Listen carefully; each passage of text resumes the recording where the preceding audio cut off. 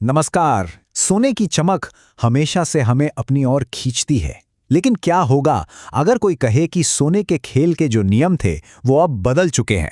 आज हम सोने की उस नई कहानी को समझेंगे जो सिर्फ डर और अनिश्चितता से कहीं कहीं आगे निकल चुकी है।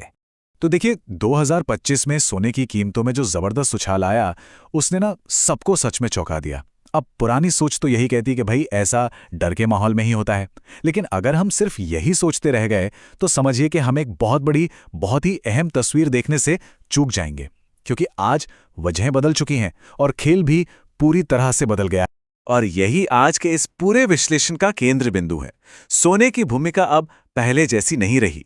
ये अब सिर्फ एक इमरजेंसी फंड नहीं है, बल्कि ग्लोबल फाइनेंस के मैदान में एक बहुत बड़ा, एक स्ट्रेटेजिक खिलाड़ी बन गया है। तो आज हम उन 3 बड़ी ताकतों को समझने की कोशिश करेंगे जो सोने की इस नई कहानी को लिख रही हैं। और हाँ, आखिर में हम ये भी देखेंगे कि 2026 में सोने का भविष्य आखिर कैसा दिख रहा है। तो चलिए सबसे पहले ये समझते हैं कि सोने की ये रणनीतिक वापसी, मतलब स्ट्रेटेजिक कमबैक, आखिर है क्या और ये इतनी जरूरी क्यों हो गई है। ये जो चार्ट है ना, ये 2025 की पूरी कहानी खुद बयां कर रहा है। जरा देखिए, साल की शुरुआत से ही कीमत कैसे लगातार ऊपर की तरफ जा रही है। हर बड़ा उछाल किसी न किसी ग्लोबल घटना से जुड़ा है, चाहे वो व्यापारिक तनाव हो, महंगाई के चौंकाने वाले आंकड़े हों या फिर कोई जियोपॉलिटिकल संकट। ये साफ साफ दिखाता है कि सोना अब सिर्फ एक चीज पर रिएक्ट नहीं कर रहा है। अच्छा, अब आते हैं पहली और शायद सबसे शक्तिशाली ताकत पर जो पर्दे के पीछे से काम कर रही है। ये है लिक्विडिटी, मतलब बाजार में पैसे का बहाव।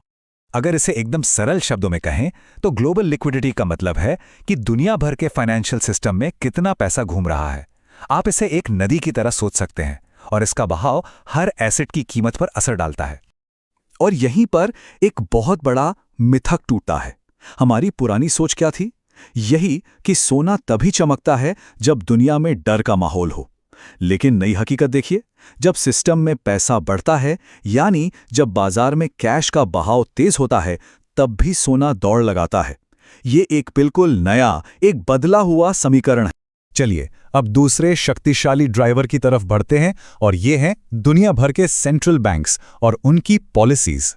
आज की तारीख में औसतन सेंट्रल बैंकों के कुल रिजर्व का करीब करीब 15% हिस्सा सोना है। ठीक है, ये हमारा बेसलाइन है। लेकिन मजे की बात यह है कि एक्सपर्ट्स मानते हैं कि अपने रिजर्व को सही मायने में संतुलित और सेफ रखने के लिए यह हिस्सा 30% के आसपास होना चाहिए। अब इसका मतलब क्या हुआ, जरा सोचिए। इसका सीधा मतलब यह है कि अभी भी खरीदारी की एक बहुत बहुत बड़ी गुंजाइश बाकी है। इस चार्ट को जरा ध्यान से देखिए। ये जो ऊपर जाती हुई लाइन है, ये उभरती हुई अर्थव्यवस्थाओं की है, जैसे कि चीन और भारत। वे रिकॉर्ड रफ्तार से सोना खरीद रहे हैं। और ये सिर्फ एक निवेश नहीं है, नहीं, ये एक बहुत बड़ी रणनीतिक चाल है। वे असल में अमेरिकी डॉलर पर अपनी निर्भरता कम कर रहे हैं और सोने के जरिए अपने भंडार को मजबूत बना रहे हैं। और ये देखिए, ये एक ऐतिहासिक पल है। 2025 में पहली बार ऐसा हुआ कि दुनिया के सेंट्रल बैंकों के पास अमेरिकी सरकारी बॉन्ड से ज्यादा सोना हो गया। ये ग्लोबल फाइनेंशियल पावर के बैलेंस में एक बहुत बड़े बदलाव का संकेत है और ये सोने को एक जबरदस्त मजबूती देता है। और अब बात करते हैं तीसरे ड्राइवर की। यह है एक साथ आ रहे कई वैश्विक जोखिम, और इन सब से निपटने के लिए सोना एक बिल्कुल अनोखी स्थिति में है। देखिए, आज दुनिया एक अजीब चौराहे पर खड़ी है।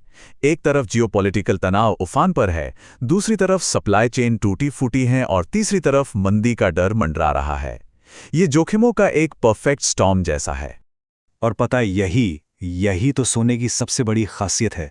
देखिए, शेयर बाजार क्या करेगा? वो शायद एक समय में एक ही रिस्क पर ध्यान देगा, लेकिन सोना इन सभी जोखिमों के खिलाफ एक व्यापक शील्ड का काम करता है। इसका एक बिल्कुल ठोस उदाहरण हमें अप्रैल 2025 में देखने को मिला, जब नए टैरिफ की घोषणा हुई। इस एक खबर ने बाजारों को हिलाकर रख दिया और निवेशकों को उन एसेट्स की तरफ धकेल दिया जो करेंसी की कीमत में गिरावट से बचाते हैं, और इस दौड़ में सोना सबसे आगे था। तो इन सभी ड्राइवरों को ध्यान में रखते हुए 2026 के लिए क्या उम्मीदें रखी जा सकती हैं? आइए अब आगे इस पर नजर डालते हैं। बाजार का जो सामान्य मूड है वो ये है कि सोने में मजबूती तो बनी रहेगी, लेकिन थोड़ी सतर्कता के साथ। मतलब एक पॉजिटिव लेकिन सावधान नजरिया। और ये सिर्फ कहने की बात नहीं है, आंकड़े भी यही कहानी बयां कर रहे हैं। इस टेक्निकल चार्ट को देखिए, कीमतें लगातार एक मजबूत सपोर्ट लेवल से ऊपर बनी हुई हैं। ये क्या दिखाता है?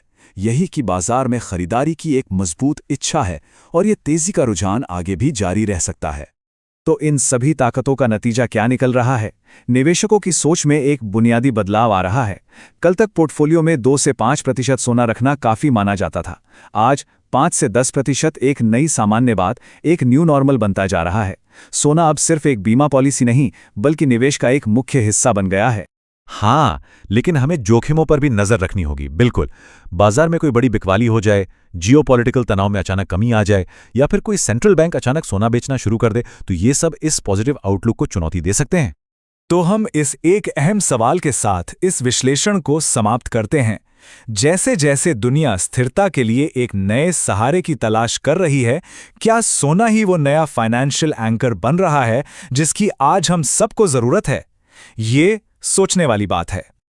रिस्क सिर्फ मार्केट में होता है, प्लानिंग में नहीं। DGN कैपिटल मैनेजमेंट के साथ स्टॉक मार्केट, म्यूचुअल फंड और insurance. AMFI IRDAI certified. Your success are priority.